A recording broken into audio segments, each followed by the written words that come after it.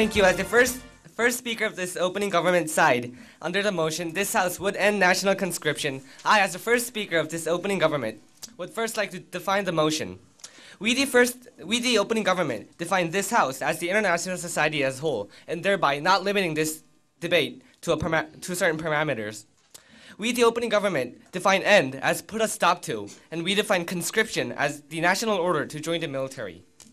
Now, ladies and gentlemen, there are so many problems that have to do with this national conscription, whether it may be human rights or the strengthening of the military. There are so many problems that arise from the national conscription, and we as the opening government believe that it is so necessary. There are so many problems related to this national conscription that it is necessary for the government to stop this national conscription. I, as the first speaker of this opening government, will explain about the human rights aspects and the ineffectiveness of the status quo, while the Deputy Prime Minister, the opening government second speaker, will explain that ending national conscription will actually strengthen the military. Now, going on to our points. The opening government's first point is about the individual rights. We, the opening government, believe that an individual has the right to choose whether to enroll in the military or not. And we believe, yes. If individual rights go against the responsibility that they have to the country, is it justifiable? We believe that this I will elaborate later on, but we believe that these rights do not harm the society. Rather, on the contrary, we believe that this right actually helps the international society and the society as a whole, and this I will elaborate later on. We believe that the government can restrict rights that the individuals have only when it is necessary for the society. However, this, ladies and gentlemen, is not the case right now. We believe that standing for this motion, supporting the end of national conscription, will actually benefit this international society as a whole. As our second speaker will also elaborate on this, we believe that ending national conscription will actually benefit the society by strengthening the military. And this is what will happen in this international society, ladies and gentlemen. And we believe that because it is not detrimental to society, these individual rights that these individuals have, the right to choose whether to enroll in the military or not, cannot be restricted by the government, ladies and gentlemen. Our second point for why we believe that the national conscription must be stopped is because simply it costs too much. We believe that this current process of national conscription is simply recruiting soldiers, most of whom that do not even want to participate in the military at all. We believe that this is a waste of budget in a way, because this is training thousands, millions of those who are forced to be a soldier. Their rights were not respected, ladies and gentlemen, and therefore we believe that this is a waste of budget. Moreover, it costs way too much to feed, care for, and give health services to each and every single military member. We believe that this is an ineffective method because this is valuing only quantity and not quality.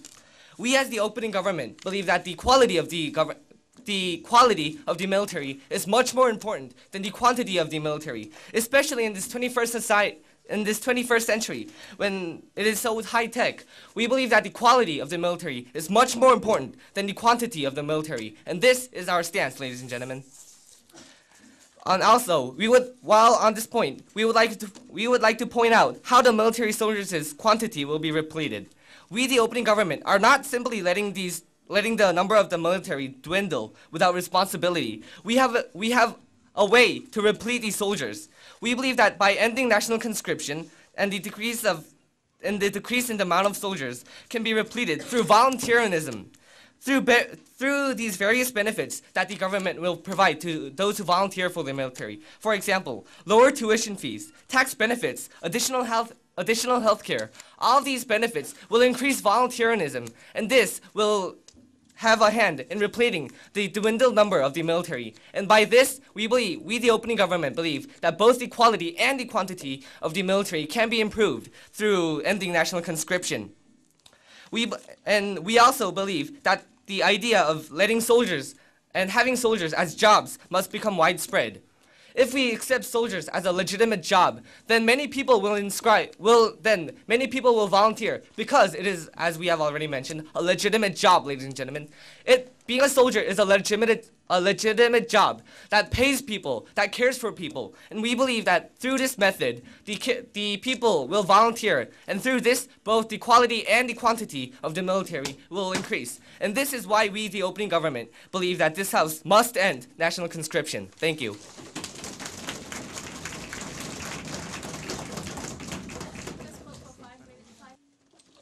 I would like to ask the audience today and our fellow debaters, do you believe you hold duties, responsibilities for this country, our country, Korea? There is no denying that the chances are very low in current world and current society. And the side opposition strongly believes that conscription can be a way to do that. Good morning, ladies and gentlemen, fellow debaters, and respectful adjudicators. We believe I'm the leader of the opposition, and under this motion, this House would end national conscription. We stand firmly that the motion does not stand. Before I move on with our off-case arguments, I would first like to start with the rebuttals.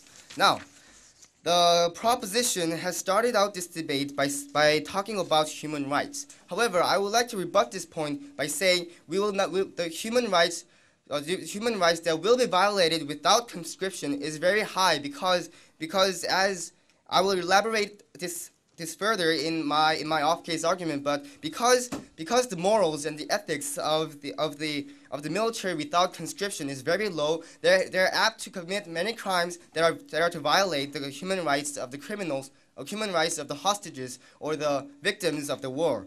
And now about their cost, they say it costs too much to maintain this military with conscription where people don't even want to go. However, wouldn't it cost way more if we have professional armies to satisfy the ones who volunteer and whom the government are relying on for our protection?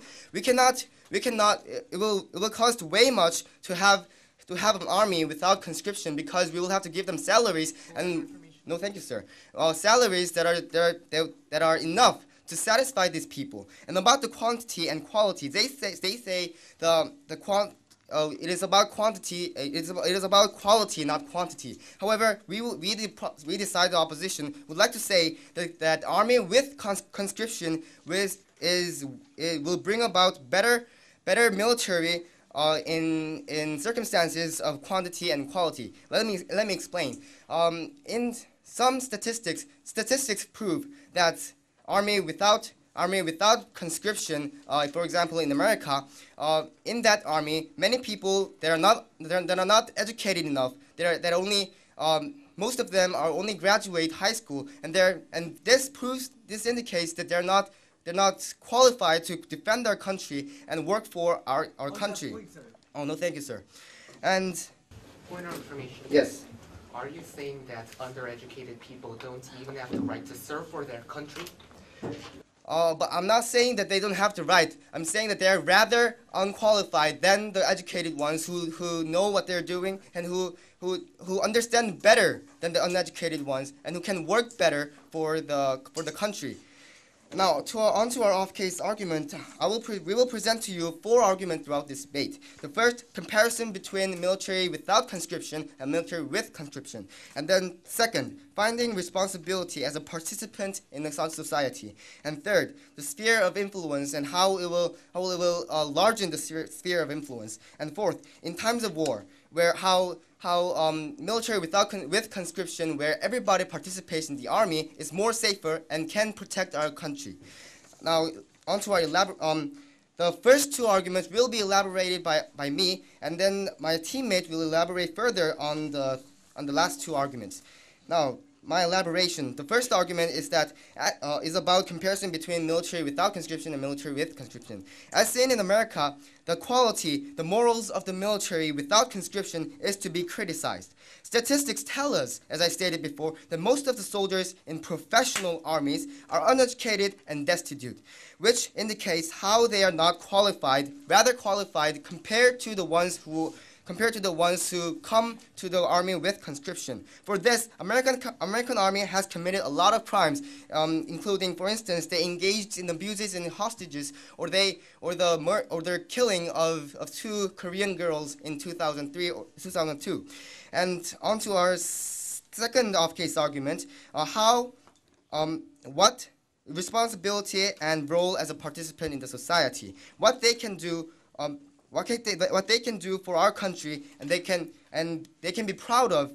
They can be proud of the fact because they can know they can serve for our country, and everybody is in that same position. And the same experience in the military means a lot in this society. Not only that, they can renew themselves of the duty to protect the country. I mean, all the people they will know they will have to fight for their countries and work for the country for their country.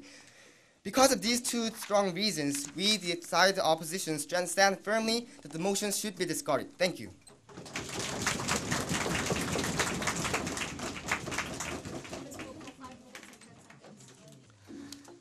Thank you. I'm the second speaker for the opening proposition side in this debate. And, well, we would first like to give our third argument for the opening proposition side. Ending national conscription will actually strengthen our military. However, before I proceed on to explain further about our arguments, we would first like to attack some of the points that were made by the previous speaker.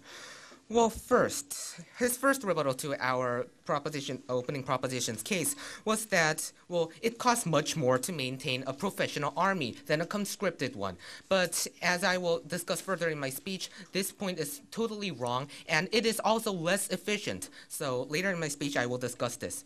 Also, he said that impoverished, undereducated people are less qualified to serve our country. Are you mocking these people that just couldn't get an education? Are you mocking these people that were poor in the first place? Or are you even suggesting that the idiocy of a few drunken soldiers are because we are not conscripting soldiers? No, we don't know where the opposition is going with this kind of logic. Yes? Are you saying that those ones are more qualified than the ones educated? The standards that the opposition is taking is that if people are less qualified than those higher senior educated people, then, well, this will be a better military. This is a ridiculous statement. This is actually going against human rights. Are you ignoring the rights of those people to serve for our country? Obviously not, as we hoped. And going on to their two arguments. Well, their first one was about how a conscripted military was better, but I will rebut this going on through my arguments. Their second one was about the responsibility that any citizens should have.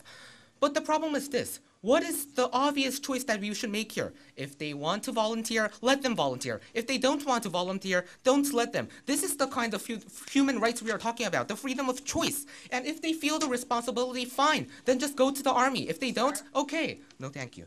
So that was the end of our rebuttals. And going now on into our arguments, ending national conscription will actually strengthen our military.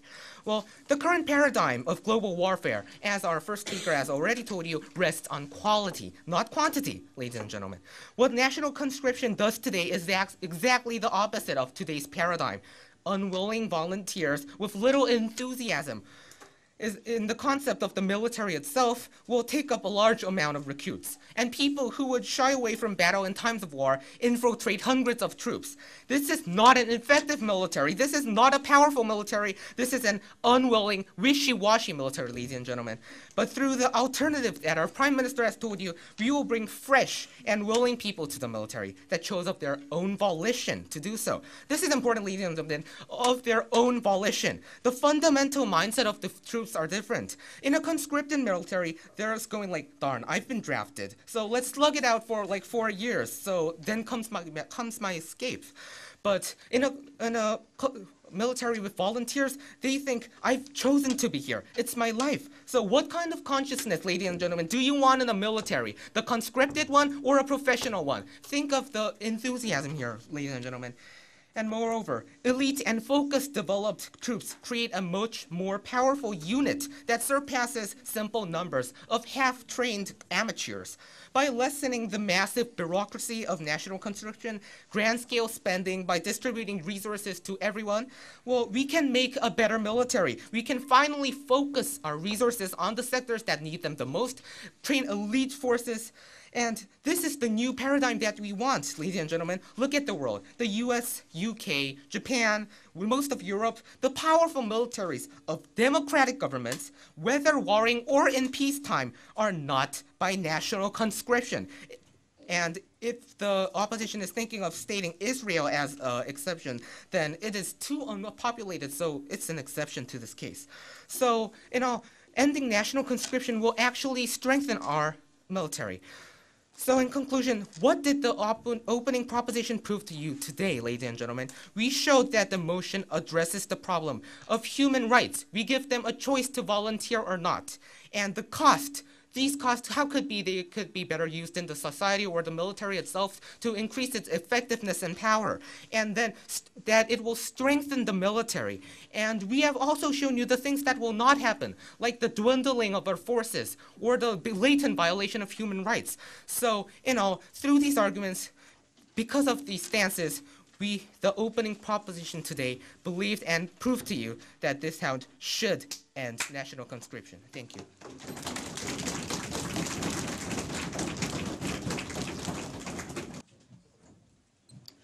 The threats of isolation, the dangers of war, the threat to the independence and the free decision-making of a nation. What is involved in all of these? The army, the armed forces, and this is what we are talking about in this debate.